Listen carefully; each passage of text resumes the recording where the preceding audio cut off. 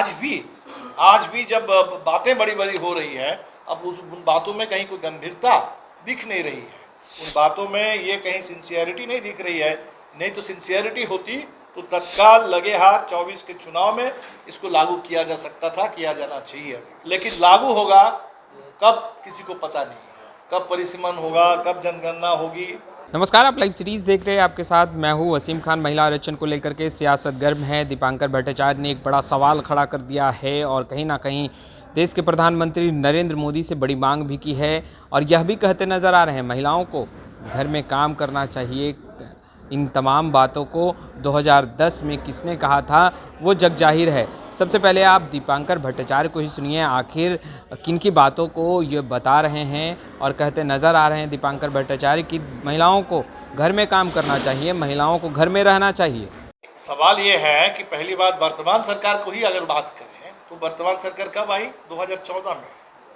2014 से लगातार ये बात 2010 में जो आखिरी कोशिश हुई थी हिंदुस्तान के संसद में इस बिल को पारित करने की, वो 2010 में जब राज्यसभा में वो बिल पारित हो गया था।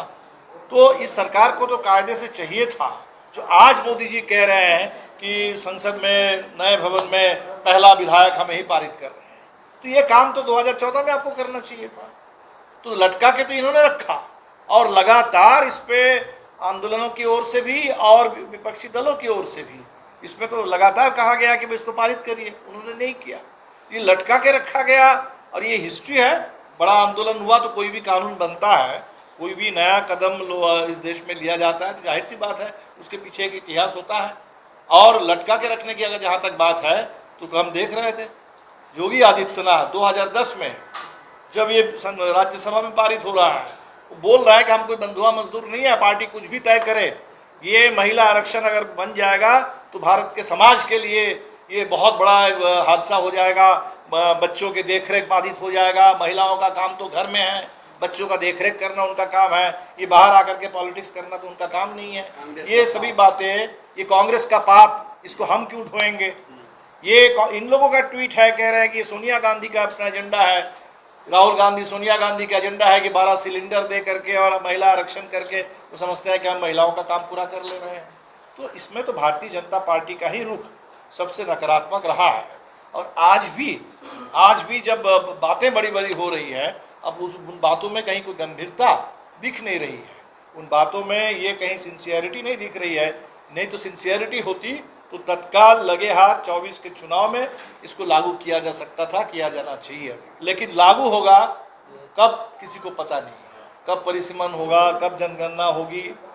तो पहली बात, ये पोस्ट डेटेड चेक वाला मजाक हिंदुस्तान की महिलाओं के साथ, देश की जनता के साथ मत करो। दूसरी बात है जो आपने उठाया कि इसमें कोटा विद इन कोटा, ये लगातार बात उठी है देश में, तो उस पर सरकार को गंभीरता से ध्यान देना चाहिए था कि ताकि इसमें समग्रता में महिलाओं के प्रतिनिधित्व की गारंटी हो, उसमें ओबीसी महिलाओं की भी गारंटी हो, अल्पसंख्यक समुदाय से जुड़ी महिलाओं की भी गारंटी हो, जैसे एससी एसटी के लिए पहले से कानून है और लिहाजा उनके कुछ गारंटी शामिल होगी, तो ये होना चाहिए। और तीसरी बात है कि राज्यसभा और विधान परिषद ये भी हमारे विधायी संस्था है और इन निकायों को बाहर रखा गया है। तो अगर संसदीय लोकतंत्र में राजनीतिक भागीदारी, प्रतिनिधित्व हम बढ़ाना चाहते हैं, डिसीजन मेकिंग में, पॉलिसी मेकिंग में महिलाओं की भागीदारी बढ़ाना चाहते हैं, जो तर्क है बेसिकली महिला आरक्षण के लिए, तो तब ज़रूरी है कि लोकसभा के साथ साथ राज्यसभा में भी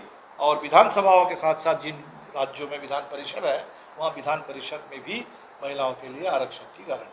तो आपने सुना दीपांकर भट्टाचार्य को साफ तौर पर कहते नज़र आ रहे हैं कि योगी आदित्यनाथ ने इन तमाम बातों को कहा कि महिलाओं को घर में रहना चाहिए, घर के काम काज को देखना चाहिए, आखिर घर कौन संभालेगा। इन तमाम बातों को तो योगी आदित्यनाथ कहते नज़र आ रहे थे जब 2010 में इस बिल को लेकर के बातें की जा रही थी। मगर अब जब लोकसभा से पारित हो गया है तो कहीं ना कहीं 2024 से पहले इसे लागू कर देना चाहिए।